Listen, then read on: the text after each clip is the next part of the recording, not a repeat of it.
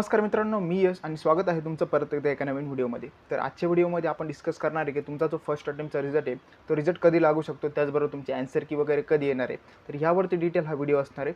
तर हा व्हिडिओ पूर्ण बघा, न स्किप करता. यामध्ये तुमचे सर्व काही डाऊट्स असतील ते डाऊट सगळे रिझॉल्व होऊन जाणार आहे. तर कोणता पण वेळ न घालवता चला लवकरात लवकर व्हिडिओला सुरुवात करूया. तर सर्वात पहिल्यांदा हा जो व्हिडिओ जो आहे तो मी 3 पार्टमध्ये डिवाईड केलेला आहे. पहिल्या पार्टमध्ये तुमचं MSCIT आन्सर कीवरती असणार आहे. त्यानंतर तुमचे पर्सेंटाईल रिझल्टवरती असणार आहे आणि थर्ड पॉईंटवरती मी डेट सांगणार आहे की तुमचा रिझल्ट हा कधी लागू शकतो. तर चला फर्स्ट पॉईंट बघू. तर फर्स्ट पार्टमध्ये तुमचे आन्सर की म्हणजे काय हे एक्सप्लेन केलेलं आहे. तर आन्सर की म्हणजे काय, तुम्ही ज्या शिफ्टला गेला असाल त्या शिफ्टला तुम्ही जेवढे क्वेश्चन आन्सर केले ते सर्व क्वेश्चन्स तुम्हाला समजणार आहे. त्याचबरोबर तुम्ही कोणत्या ऑप्शन चूज केलेलं आहे आणि त्याचं करेक्ट आन्सर कोणतं आहे ते सुद्धा तुम्हाला या ठिकाणी कळणार आहे. तर ही जी आन्सर की आहे ती एक्झाम झाल्यानंतर नंतर तुम्हाला प्रोव्हाइड केली जाते. तर ह्यामध्ये तुम्हाला सगळ्यात प्लस पॉईंट काय असणार आहे की तुम्ही तुमचे मार्क्स कॅल्क्युलेट करू शकता, त्याचबरोबर तुमचा आन्सर चेक करू शकता.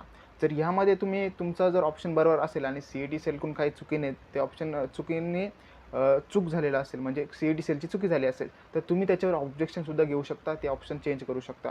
तर यामध्ये एक 2-3 दिवसाच्या पिरियडमध्ये तुम्हाला आन्सर की ओपन होते, 2-3 दिवसाचा टाईम राहतो आणि त्यानंतर तुम्हाला तुमच्या जे काही ऑब्जेक्शन आहे ते ऑब्जेक्शन तुम्ही घेऊ शकता. तर यावरती पण जेव्हा पण हे रिलीज होईल त्यावरती मी 100% याच्यावरती पण व्हिडिओ अपलोड करेलच. त्यामुळे लवकरात लवकर आपल्या चॅनलला सबस्क्राईब करून घ्या. CETचे सर्व लेटेस्ट इन्फॉर्मेशन इथेच तुम्हाला लवकरात लवकर अवेलेबल होत असतात.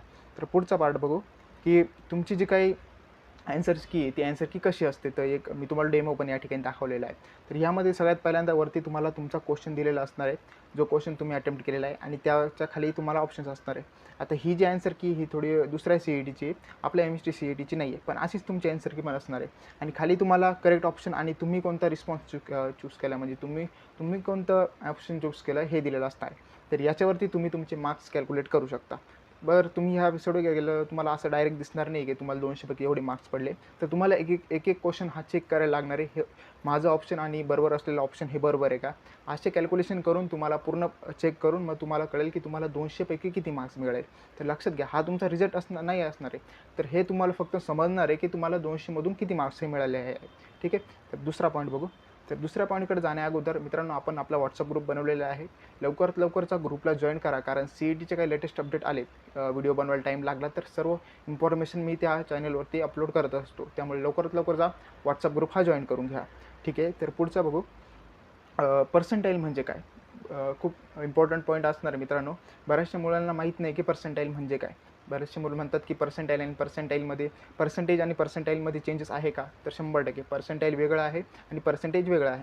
तर पर्सेंटाईल म्हणजे काय की तुम्हाला जेवढे मार्क्स आहे तर त्याच्या पुढे किती जण आहे, बरोबर, तुमच्या मागे किती जण आहे, असं कॅल्क्युलेशन असतं पर्सेंटाईलचं. जर समजा तुम्हाला 90 पर्सेंटाईल आहे तर तुम्ही त्या 90% स्टुडंटच्या पुढे आहात, असं ते कॅल्क्युलेट केलं जातं पर्सेंटाईल. पर्सेंटेज हे मार्क्सवरती असतं. पर्सेंटाईल यासाठी कॅल्क्युलेशनसाठी दुसरा फॉर्म्युला आहे.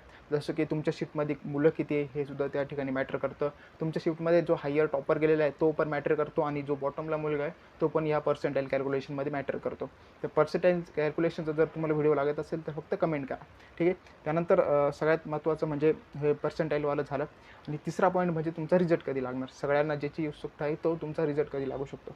तर या ठिकाणी आता लक्षात घ्या, तुमची आन्सर की आणि रिझल्ट यामध्ये कमीत कमी तुम्हाला 20 दिवसाचा हा कालावधी लागतो. तुमचा ऑब्जेक्शन वगैरे घेतलं तुम्ही, ते प्रोव्हिजनल आन्सर की येते, त्यानंतर फायनल आन्सर की येते आणि त्यानंतर रिझल्ट येतो. तर यामध्ये तुम्हाला 20-1 दिवसाचा कालावधी हा लागणार आहे. पण आता तुमची जी काही CET होती, तुमचा फर्स्ट अटेम्प्ट आणि सेकंड अटेम्प्ट, तर ह्या 2 CETमध्ये तुम्हाला कमीत कमी 20 ते 22 दिवसाचा, 20 ते 30 दिवसाचा गॅप आहे, बरोबर. तर ह्या गॅपमध्ये तुम्हाला तुमचा रिझल्ट लावणं, तुमची आन्सर की वगैरे चेक करणं हे CET सेलला पॉसिबल होणार नाही. त्यामुळे माझा अंदाजे CET सेलचा जो काही रिझल्ट आहे तो तुमचा जूनमध्येच लागणार आहे. PCM असो किंवा PCB असो. बाकी जेव्हा पण रिझल्ट लागेल तेव्हा मी तुमच्यासोबत असेल. तुम्हाला सर्व इन्फॉर्मेशन लवकर प्रोव्हाइड केली जाईल आणि त्याचबरोबर तुमच्या पूर्ण काउन्सिलिंग प्रोसेसमध्ये मी तुमच्यासोबत असणार आहे.